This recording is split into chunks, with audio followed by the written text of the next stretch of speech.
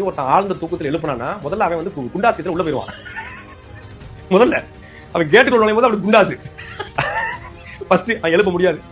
அப்படியே போய் எழுப்பிட்டாலும் அவர் ஆழ்ந்த தூக்கத்தில் இருக்கும்போது அவரை எழுப்புனா அவர் எப்படி விசில் சொல்லுவாரு? அந்த அளவுக்கு போய் சேர்ந்து அந்த ஏரியா கூர்காவை வேணா ஆழ்ந்த தூக்கத்தில் எழுப்பினா விசில் சொல்லுவான். ஏன்னா வாயில விசில் வச்சிருப்பான். ஏரியா கூர்காவை வேணா சொல்லுவான். எழுப்பி எந்த சின்ன அப்படின்னு கேட்டா ரெண்டு பேருமே காசுக்கு விலை போனவனுங்க தான்.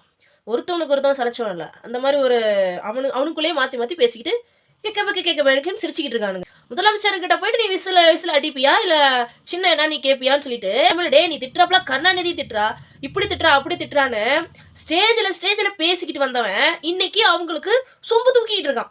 நீ எப்படி இன்னைக்கு அது ராயல் சல்யூட்னா இன்னைக்கு எப்படி நீ முதலமைச்சரை போய் எழுப்புவ அப்படிலாம் கேட்கறான். அங்க விஜய் என்ன சொன்னாருன்னா தூக்கமே வரலன்னு ஸ்டாலின் தான் பேசினாரு. அதுக்கு பதில் தான் விஜய் கொடுத்துருக்காரு. அவங்க ரெண்டு பேரும் உள்ள கான்வர்சேஷனை ஸ்டாலின் தானே இதுக்கு பதில் சொல்லணும். நீ ஏன்டா பதில் சொல்ற? நீயா பேசிட்டு நீயா சிரிச்சுக்கிட்டு எதுக்குடா நீ பம்படியா உள்ள வர? வாங்கின காசுக்கு விசுவாசம். ட்ரோல் பண்றதுல ஒரு ட்ரோல் பேஜே தோத்துரும். அந்த அளவுக்கு சீப்பா ஒரு பிள்ளைங்க மாதிரி இறங்கிட்டான் இந்த பைத்தியக்காரன். கட்சி தலைவர் இப்படி டான்ஸ் ஆடிட்டு அதை கிண்டல் பண்ணி ட்ரோல் போட்டுட்டு இருக்கிறியே. இதே தானடா உங்க கட்சியில திருநங்கை ஒருத்தவங்க வந்து ரோஷினின்னு ஒரு வேட்பாளர் நிறுத்தி வச்சிருக்கீங்களே, அவங்களை ஒன்ன மாதிரி ஒரு அவங்களையும் ட்ரோல் போட்டு விட்டான் பாருங்க. நூக்காவலையான்னு போட்டு டான்ஸ் ஆடிட்டு இருக்காங்க. அதுக்கு வந்து நீ என்ன முட்டு கொடுத்தோயா? அவங்க நூக்கா அந்த பாட்டுக்கெல்லாம் டான்ஸ் ஆடக்கூடாதா? பண்ணக்கூடாதா? ஆனா அது ஏதோ ஆடக்கூடாதுன்னு ஒரு தடை செஞ்ச ஒரு இதான்னு கேள்வி கேட்டுட்டு வந்தியே.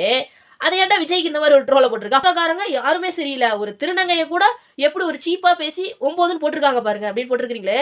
உன் கட்சியில இருக்க தருதல நாய்ங்க என்ன வந்து எப்படி போட்டிருக்காங்கன்னு பாடுறா. எத்தனை பேர் என்ன இதே வார்த்தை சொல்லி தான் திட்டுறாங்க. ஏன் உன் கட்சியில அதே தருதலைங்க இருக்குதுங்களா? அதே தற்கூரிங்க இருக்குதுங்களா?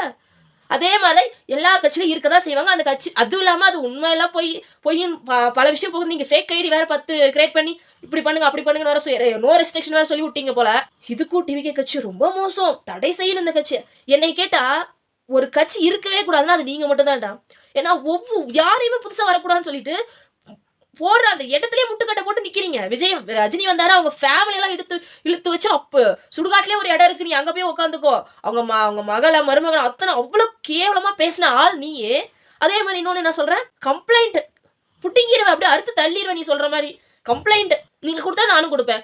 குடுறா வெண்ண குடுறா. நீ பேசுனது அத்தனை இதுவும் ரிலீஸ் பண்ணிட்டு இருக்காங்க. அவ்வளவு கெட்ட வார்த்தை அத்தனை பேசி. ஏன்னா இன்னைக்கு உனக்கு சப்போர்ட் டிஎம்கே இருக்காங்களா? ஏன்னா நீ அங்கதான் சொம்படிச்சிட்டு இருக்க. ஆனாலும் இன்னைக்கு உனக்கு சப்போர்ட்டா தான் நிற்பாங்க. புதுசா வந்த கட்சி வந்து 3 வருஷம் இப்பதான் ஆகுது. ஆனாலும் அவங்க ஒரு ஸ்டாண்டர்ட்ல நிக்கிறாங்க. எங்களுக்கு எதிரி டிஎம்கே தான் அப்படின்னு.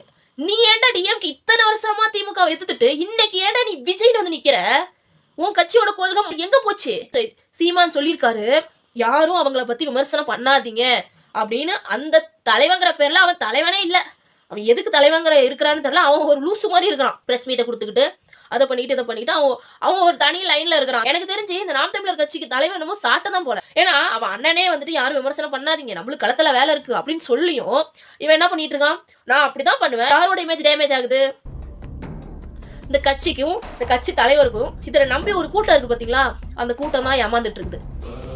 அவங்களை எல்லாத்தையும் குறை சொல்லல. அவங்க நிஜமாலுமே நாட்டு வளம் மண் வளம்ங்கிற ஒரு பற்றோட ஏதாவது ஒண்ணு மாற்றம் நடந்துராதா, எப்படியா ஒண்ணு இவனுங்க அவ்வளவு விஷயத்த சொல்லி வச்சிருக்கானுங்க.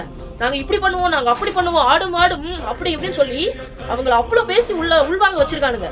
அதனால இவங்க எல்லாம் அந்த ஒரு விஷயத்துல ஊறி இருக்காங்க. பிராக்டிக்கலா யோசிக்க முடியாத அளவுக்கு அவங்களுக்கு மைண்ட் வாஷ் பண்ணி வச்சிருக்கானுங்க. ஏன்னா இவனுக்கு இன்னும் 2050 ஆனாலும் சரி இவனுக்கு வின் பண்ணவே மாட்டானுங்க, பேசிக்கிட்டு மட்டும் தான் இருப்பானுங்க. அப்படி ஒரு மோசமான கட்சி தான் இந்த என்டிகே, இந்த நாம் தமிழர் கட்சி. பேர் நாம் தமிழர்னு வச்சுக்கிட்டு அவ்வளவு ஒரு சீப்பான வேலையை உள்ள இருந்து செஞ்சுட்டு இருக்கானுங்க. இன்னைக்கு விஜய்னு பிடிச்சி தொங்கிட்டு இருக்கானுங்க. ஏண்டா அவங்க ஏதோ ஒரு குழந்தை கட்சிடா, 3 வருஷம் வந்திருக்காங்க, ஏதோ அவங்க லைன்ல போயிட்டு இருக்காங்க. இத்தனைக்கும் விஜய் பெருசா வெளியே வரது இல்ல, பெருசா மக்களோட கனெக்ட் ஆகுறது கிடையாது. அப்படி இப்படி நிறைய இது நமக்குள்ளே இருக்குது. என்னென்ன நடக்குதுன்னு அவரும் அங்க எல்லாத்தையும் நோட்டீஸ் பண்ணிட்டு தான் இருக்காரு. ஆனா அதையும் ஒரு குறையா இவனுக்கு எடுத்துட்டு வந்து இந்த கட்சி இருக்கவே கூடாதுங்க, ஒரு இவனுங்க தாங்க தீய சக்தியே அப்படிங்கிற மாதிரி திமுக இன்னைக்கு தூய சக்தி மாதிரி பாத்துக்கிட்டு இருக்கானுங்க. அது இந்த சாக்கடை தான் அப்படி பாத்துக்கிட்டு இருக்கான். அப்படியே முந்தி அடிச்சு உள்ள அவங்களுக்கு ஏதாவது ஒரு பிரச்சனை இவன் முன்னாடி போய் நிக்கிறான். என்னைய கொண்டுட்டு அந்த சந்தான மாதிரி என் பொண்ணை தாண்டி போங்க, அவங்க கிட்ட என் பொண்ணை தாண்டி போங்க அப்படிங்கிற மாதிரி வந்து நின்றுட்டு இருக்கான். எனக்கு இன்னொரு டவுட்டு, திருமாவளவனும் இதே தமிழ் தேசியத்தை பேசிக்கிட்டு தான் உள்ள இதே மாதிரி ஒரு கட்சி தான் ஆரம்பிச்சாரு. அவர் இன்னைக்கு திமுகவோட ஜாயின் பண்ணி இன்னைக்கு திராவிட தமிழ் தேசியம் ஒன்னாதான் அங்க போயிட்டு இருக்குது. 2 கொள்கையும் அங்க இருக்குது.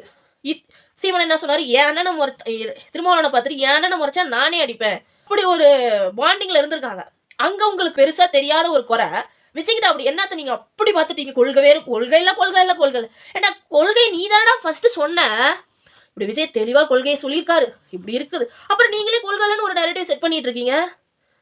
கிளியரா கட்சி ஆரம்பிச்சு கிளியரா கொள்கையை சொல்லியிருக்காருன்னு இந்த சாக்கடை தான் அவன் வாயால சொன்னான். இன்னைக்கு அதையும் மாத்திக்கிட்டு கொள்கை இல்ல கோட்பாடுல எல்லாம் தற்கொலை கூட்டம். அப்ப நிஜமா சோறு தான் திங்கிறானா என்னதை திங்கிறான்னு தெரியல. அப்படி அடிச்சு தள்ளிட்டு இருக்கிறான். ஒவ்வொரு விஷயத்திலயும் அப்படி ஒரு வேறுபாடா பேசிட்டு இருக்கிறான். ஏன்னா பேசினா காசு வருது. ஒவ்வொரு வீடியோக்கும் அவன் தலைவன் ஒரு பக்கம் அங்க இவனுக்கு அமுச்சு விட்டுட்டே இருக்கிறாங்க போல. எப்ப பார்த்தாலும் விஜயவே ஃபோக்கஸ் பண்றீங்களே, நான் இங்க இருக்கிறேன், என்னையும் கொஞ்சம் மீடியா பாருங்க, எங்கிட்டையும் என்னையும் எல்லாத்தையும் போடுங்க அப்படின்னு சொல்லிட்டு இவன் அண்ணன் கெஞ்சிக்கிட்டு இருக்கான். பேசலாம் நாங்க அழுகுறோம். சரி நாமளாவது நம்ம தலைவரை பேசுவோம் அப்படின்னு சொல்லிட்டு இவனாவது ஏதாவது பேசுறானா? கிடையாது. என்ன தலைவனோ என்ன இவனும் ஒரு போஸ்டிங்ல வேற இருக்கிறான். அந்த மாதிரி இருக்குது அந்த கட்சி. இவனுங்களே ஒன்னுத்துக்கு பிரயோஜனம் இல்லாத ஒரு கட்சி வச்சுக்கிட்டு இன்னொரு அவங்க ஏதோ அவங்களால முடிஞ்ச வேட்பாளர் நிறுத்திக்கிட்டு அவங்க ஒரு ஆப் ரிலீஸ் பண்ணிக்கிட்டு ஒரு மாநாடு போட்டுட்டு மீட்டிங் போட்டுட்டு அவங்க எந்த பர்மிஷனும் இல்லைனாலும் அவங்க நம்மளால என்னென்ன முடியுமோ அத்தனையும் பண்ணிட்டு இருக்காங்க.